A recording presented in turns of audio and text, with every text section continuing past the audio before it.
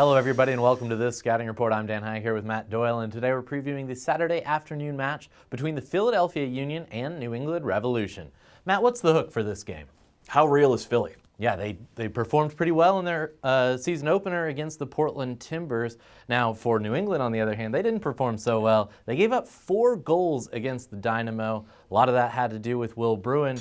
But at the same time, there are definitely individual mistakes we can pick out from the New England defense. Is it something that they can fix come this Philly game, or should we expect Jack Mack to have similar success? Well, I think you could always improve upon individual mistakes, especially when one of them comes from Jose Gonzalez, who was so solid last year and had a howler to start the 2014 season. I don't expect him to play that badly again.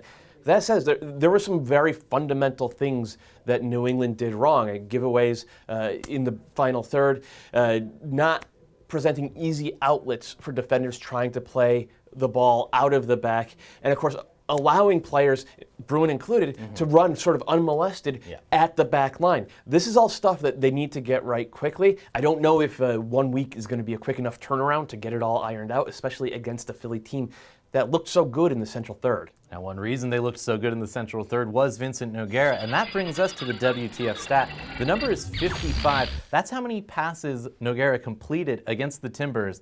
It was number 1 in that game, not just for the Union, but for the entire game. The Timbers had 58% possession, to put it in a little perspective there.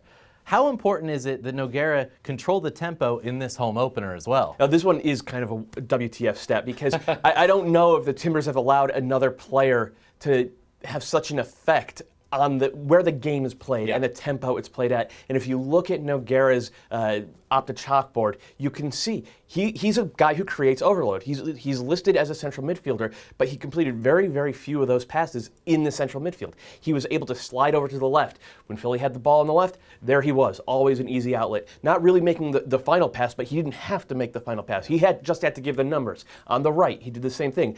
Meanwhile, Mo Adu was going back and forth. So these two guys seem to have a really good understanding right off the bat. Adu was playing box to box, while Nogueira was playing sideline to sideline.